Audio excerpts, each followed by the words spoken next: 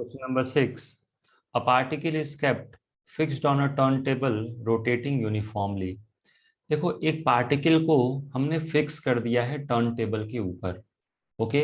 और जो turn table है वो यूनिफॉर्म तरीके से रोटेट हो रहा है. यूनिफॉर्म मतलब omega is constant. Correct. As seen from the ground, the particle goes in a circle. Its speed is 20 centimeter per second and acceleration is 20 centimeter per second square. The particle is now shifted to a new position to make the radius half of the original value. The new value of speed and acceleration will be. देखो बहुत ही simple है ये question. Omega constant है, याद रखिएगा. Okay. So omega is constant. Okay. तो velocity का क्या फॉर्मूला होता है? वेलोसिटी जो होता है या फिर स्पीड जो होता है ये होता है आर ओमेगा. और एक्सेलरेशन क्या होता है बच्चों? R omega square. तो देखो ओमेगा तो कांस्टेंट है. करेक्ट. जब आर को हम लोग हाफ करेंगे तो क्या मैं बोल सकता हूं कि स्पीड भी हाफ हो जाएगा और एक्सेलरेशन भी हाफ होगा? करेक्ट. तो पहले दोनों 20 और 20 थे, अभी क्या हो जाएंगे दोनों? 10 और 10. ओके. तो जब आप रेडियस को हाफ करोगे, क्या दिया क्वेश्चन में? Radius half of the original value. तो स्पीड भी हाफ हो जाएगा और एक्सेलरेशन भी हाफ हो जाएगा. Correct. Next question number 7. Water in a bucket is whirled in a vertical circle with a string attached to it. The water does not fall down even when the bucket is inverted at top of its path. We conclude that in this position, ये चार option है हमारे पास. तो एक bucket है और इसको हम लोग व्हील कर रहे हैं. ओके. एक वर्टिकल सर्कल में. ओके. याद रखिएगा, वर्टिकल सर्कल मतलब डायग्राम के हिसाब से mg डाउनवर्ड डायरेक्शन में लगेगा. ओके. तो जब बकेट इस पोजीशन में है, this is the position of bucket.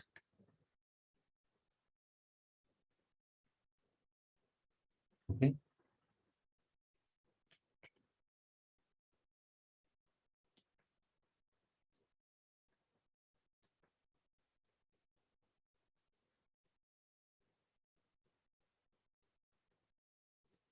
और इस बकेट में हम लोगों ने सॉल्व एग्जांपल में भी ये डिस्कस किया था, ऐसा वाटर है.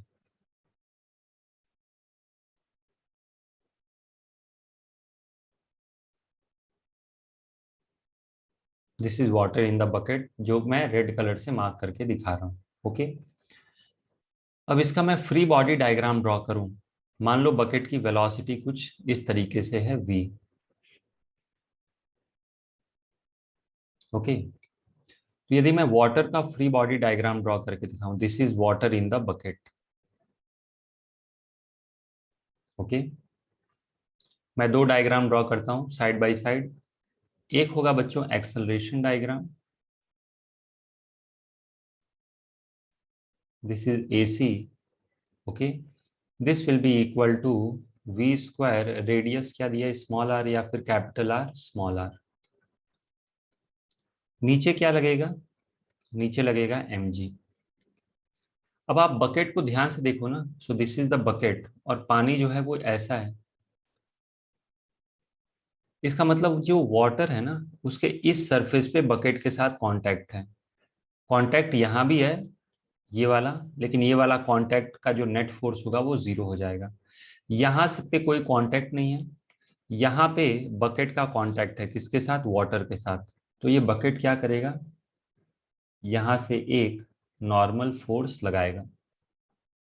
ओके.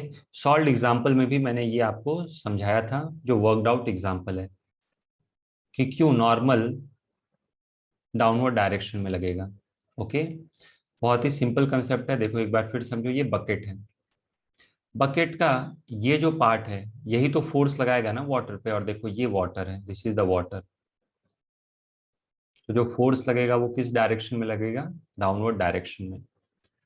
तो यदि मैं F is equal to m में अप्लाई कर दूं,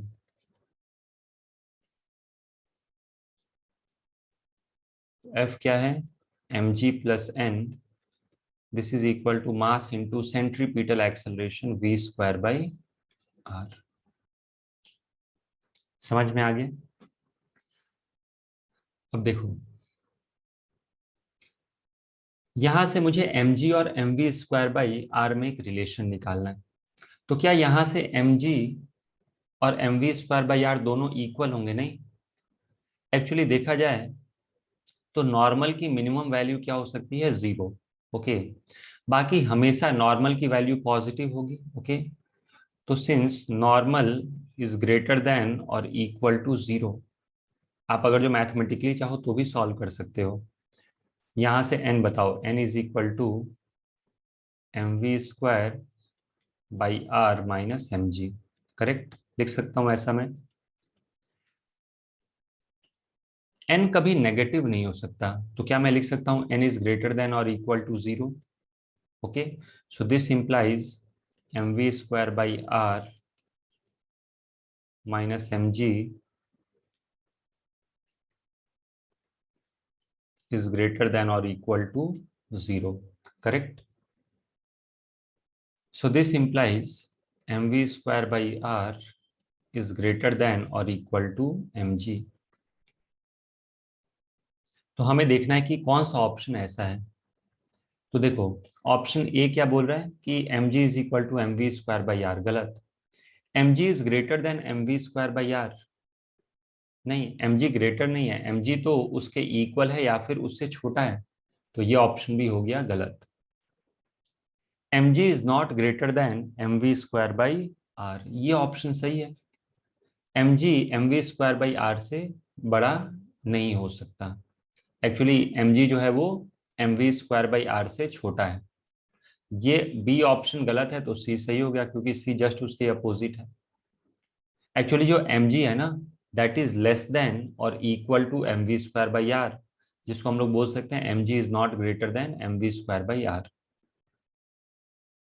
okay, mg is not less than m v square by r, बिल्कुल गलत। mg m v square by r से कम हो सकता है। ओके, समझ में आ गया? Next, a stone of mass small m tied to a string of length L is rotated in a circle with the other end of the string as the center. The speed of the stone is v. If the stone breaks, the stone will move. Sorry, if the string breaks, the stone will move. तो देखो, ये तो बहुत ही simple question है। यहां पे हमने क्या किया, दिस इज अ स्ट्रिंग, और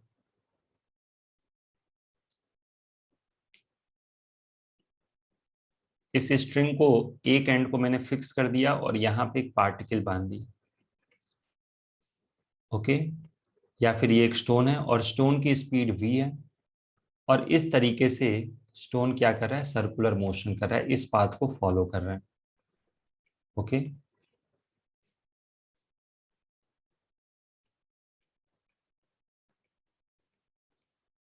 समझ में आ रही मेरी बात? तो क्वेश्चन में बोल रहा है कि जब ये स्ट्रिंग टूट जाएगा तो क्या होगा। तो देखो, जैसे ये स्ट्रिंग टूटेगा तो इसके ऊपर कोई सेंट्रीपिटल फोर्स लगाने वाला नहीं बचेगा। समझ में आ रही मेरी बात? कोई सेंट्रीपिटल फोर्स इस पे लगाने वाला नहीं मिलेगा। मतलब ये सीधा जैसे ही ये ब्रेक होगा, देखो ये जो स्टोन है इसका वेलोसिटी टर्न क्यों हो रहा है, क्योंकि स्ट्रिंग जो है वो एक टेंशन टी ऐसे लगा रहा है। लेकिन जैसे ही स्ट्रिंग ब्रेक होगा, यहाँ पे कोई टेंशन लगाने वाला नहीं होगा। करेक्ट, मतलब टेंशन नहीं होगा तो कोई इसका एक्सेलरेशन नहीं होगा। मतलब ये इसी तरीके से यही वेलोसिटी से सीधा आगे निकल जाएगा। मेरी बात समझ में आ रही है? जैसे ही स्ट्रिंग टूटेगा ये टेंजेंशियली ऐसे सीधा निकल जाएगा। ओके, तो आंसर क्या, इसका रीजन क्या बताओगे? स्ट्रिंग यदि ब्रेक हो गया तो टेंशन जीरो। टेंशन जीरो मतलब वेलोसिटी का डायरेक्शन कोई बदलने वाला नहीं है। ओके। ऑप्शन भी देखोगे तो ऑप्शन इस तरीके से दिए हैं कि देखते ही आपको समझ में आ जाएगा कि कौन सा गलत है। तो स्ट्रिंग टूटने के बाद the stone will move towards the centre, बिल्कुल गलत। अवे फ्रॉम द सेंटर, बिल्कुल गलत। Along the tangent will stop, बिल्कुल नहीं। तो अलोंग द टेंजेंट क्यों गया? क्योंकि जैसे स्ट्रिंग ब्रेक होगा नेट फोर्स क्या हो गया? जीरो, कोई इसके ऊपर फोर्स लगाने वाला नहीं है। मतलब जिस वेलोसिटी, मतलब जो भी इसका डायरेक्शन है वेलोसिटी का, ये उसी डायरेक्शन में निकल लेगा। समझ में आ गई मेरी बात? Okay, next. A coin is placed on a turn table, just slips if it is placed at a distance of 4 centimeter from the center. If the angular velocity of turntable is doubled, it will just slip at a distance of, देखो, just slip का मतलब क्या होता है? Friction एकदम maximum लग रहा है। ओके, तो जस्ट स्लिप्स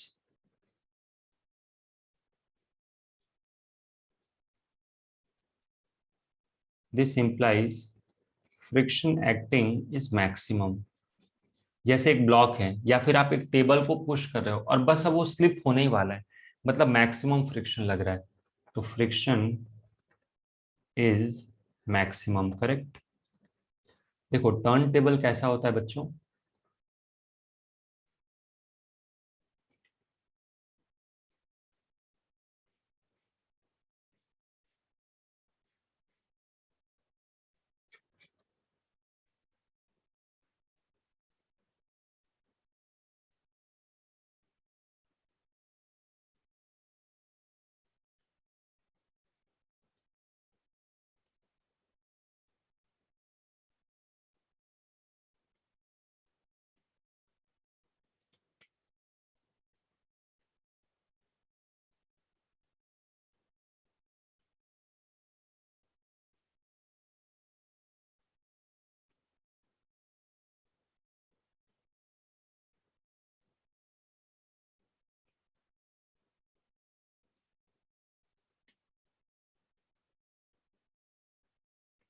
तो ये जो टर्न टेबल है ना, ये एंगुलर स्पीड ओमेगा से रोटेट कर रहा है, करेक्ट। और यहां पे हमने क्या किया? यहां पे एक पार्टिकल रख दिया।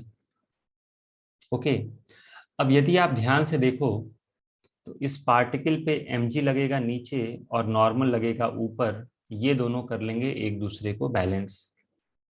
फिर भी ये पार्टिकल क्यों रोटेट कर रहा है इसके साथ, टर्न टेबल के साथ? कौन इसे सेंट्रीपिटल फ्रिक्शन, सॉरी, कौन इसे सेंट्रीपिटल फोर्स प्रोवाइड कर रहा है? तो वो है फ्रिक्शन। ये हम लोगों ने थियरी में डिटेल में डिस्कस किया है। तो यहाँ पे टर्न टेबल पे mg नॉर्मल को बैलेंस कर लेगा। ओके, और जो फ्रिक्शन है ना वो क्या करेगा? It will provide the required centripetal force. Okay,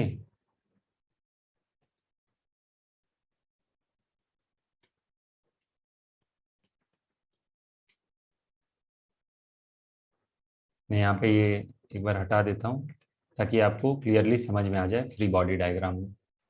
okay, तो यहाँ पे आप लिख लोगे खुद से कि friction provides the required centripetal force. Okay,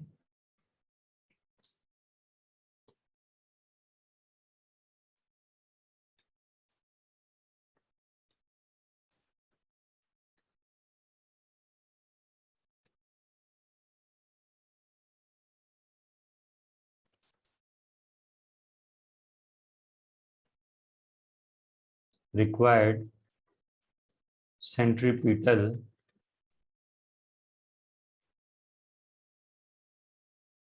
okay. तो क्या मैं बोल सकता हूं कि friction will be equal to m a c, correct. This is equal to M R omega square. और क्योंकि क्वेश्चन में दिया है कि स्लिपिंग होने ही वाली है तो फ्रिक्शन क्या होगा? Maximum.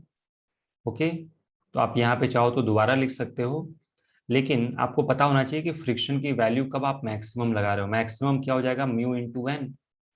Okay, that is equal to M R omega square, m से m कैंसल हो गया, दिस इंप्लाइज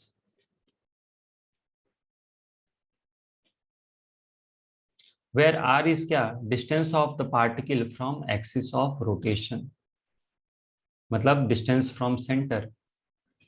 अब देखो म्यू कांस्टेंट है, जी कांस्टेंट है, मतलब आर ओमेगा स्क्वायर का प्रोडक्ट क्या होना चाहिए, कांस्टेंट। तो जब आप ओमेगा का को डबल कर दोगे, ओमेगा की जगह क्या कर दोगे, 2 ओमेगा, तो क्या मुझे आर को r/4 करना पड़ेगा। क्यों, क्योंकि जब आप 2 ओमेगा करोगे तो स्क्वायर होके क्या बन जाएगा, 4 ओमेगा स्क्वायर। ओके, आप ऐसे भी देख सकते हो, mu g will be equal to, अगर जो मान लो मैं ओमेगा को कर दूं 2 ओमेगा डबल, तो आर को अज्यूम कर लो, अगर जो आपको नहीं दिख रहा है कि r/4 होगा तो इसको r1 कर लो। तो यहां से क्या देखोगे, म्यूजी का तो वैल्यू म्यूजी ही रहेगा। ओके, आर का हो गया r1। ओके, और ये क्या हो जाएगा, 2 ओमेगा का स्क्वायर। तो आप देखोगे तो r1 की वैल्यू क्या हो गई, म्यूजी/4 omega square. Mu g by omega square, यहां से बताओ what is mu g by omega square, R. So this is r/4, correct. जो कि हमें कॉमन सेंस से भी बताने आना चाहिए। ओके, कि जो स्क्वायर वाला टर्म है आपने डबल किया तो ये वैल्यू बेसिकली हो जाएगी 4 गुना, करेक्ट। तो आर को क्या करना पड़ेगा, 1/4। क्लियर है, और नहीं समझ में आ रहा है तो जो अभी मैंने बताया वैसे सॉल्व कर लो। ओके, तो यहाँ पे मुझे क्या करना पड़ेगा, ओमेगा डबल होगा, तो ये जो डिस्टेंस फ्रॉम द सेंटर है, ये जो 4 सेंटीमीटर है, इसको 1/4 करना पड़ेगा, कितना, 1 सेंटीमीटर। समझ में आ रहा है लॉजिक। तो फिर से ये जस्ट स्लिपिंग की कंडीशन हो जाएगी। जस्ट स्लिपिंग मतलब फ्रिक्शन क्या लग रहा है, मैक्सिमम। ओके, समझ में आ गया। मैं ये भी दिखा दूं क्या कैसे सॉल्व करोगे, जैसे आप पहले केस में ऐसे लिख लो कि mu g is equal to r, कितना है, 4 सेंटीमीटर, ऐसे लिख लो r/ओमेगा स्क्वायर। तो पहले केस में क्या है, mu g is equal to r की वैल्यू कितनी है, 4 सेंटीमीटर इंटू ओमेगा स्क्वायर। दूसरे केस में क्या है, म्यू और जी तो वही रहेंगे, मुझे आर की वैल्यू नहीं पता है, r1 लिख लेते हैं, इंटू 2 ओमेगा का स्क्वायर। ओके, अब चाहो तो आप इसे सॉल्व कर लो, 1 को 2 से डिवाइड कर लो, तो लेफ्ट हैंड साइड में आ जाएगा 1। Okay, this is 4 omega square by 4r1 omega square, या फिर आप ऐसे भी लिख सकते हो r1 into 4 omega square. Omega square से ओमेगा स्क्वायर कैंसिल हुआ, 4 से 4 कैंसिल हुआ, r1 आ गया 1 के इक्वल, दैट इज 1 सेंटीमीटर। समझ में आ गया। तो इस तरीके से भी हम सॉल्व कर सकते हैं, और दूसरा तरीका तो मैंने आपको बता दिया कि डायरेक्टली इक्वेशन से देखो कि ओमेगा को डबल करोगे तो ओमेगा स्क्वायर 4 टाइम्स होगा, तो आर को बेसिकली मुझे 1/4 करना पड़ेगा। Okay,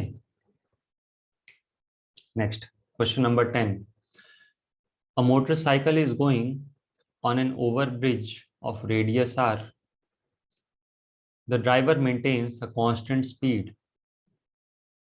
As the motorcycle is ascending over on the bridge, the normal force on the motorcycle will be, देखो एक मोटरसाइकिल है और वो ओवर ब्रिज के ऊपर चढ़ रहा है, देखो असेंडिंग, असेंडिंग मतलब ऊपर चढ़ना। ओके, तो इसे मैं इस तरीके से ड्रॉ करके दिखा सकता हूं,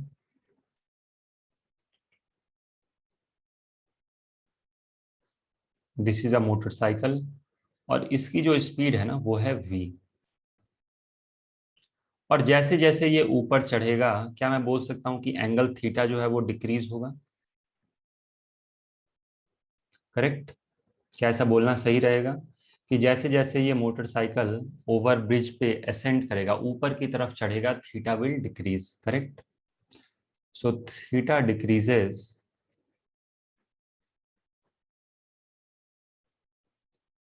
as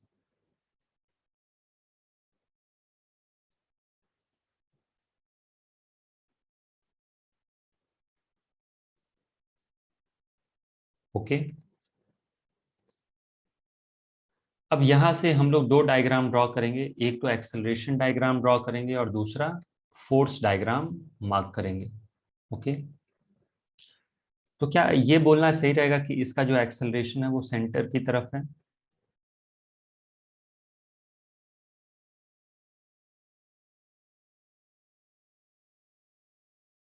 okay, this is centripetal acceleration. कितना होगा ये? v² r के इक्वल होगा। ओके, अब यहाँ पे देखो, यदि मैं फ्री बॉडी डायग्राम ड्रॉ करूं तो नॉर्मल कैसा लगेगा इस पे, इस डायरेक्शन में? दिस इज नॉर्मल फोर्स, और यहाँ पे क्या लगेगा? This is mg।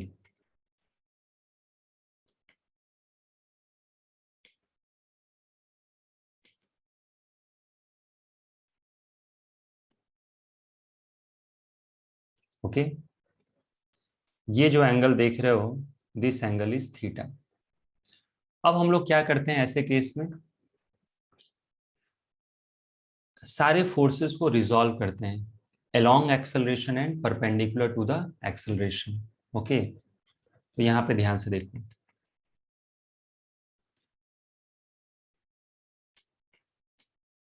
जिस तरफ थीटा उस तरफ क्या जाएगा? Cos component. बाकी सब हटा देते हैं ताकि कंफ्यूजन ना हो। This is mg cos theta. Okay, यहाँ पे mg का एक कंपोनेंट आएगा, this will B mg sine theta.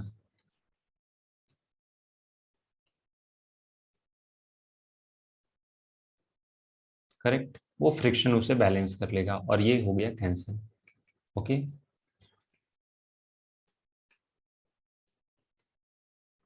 यदि मैं इसको हटा दूं और कंपोनेंट्स मार्क करूं तो ये क्या आ जाएगा? This will B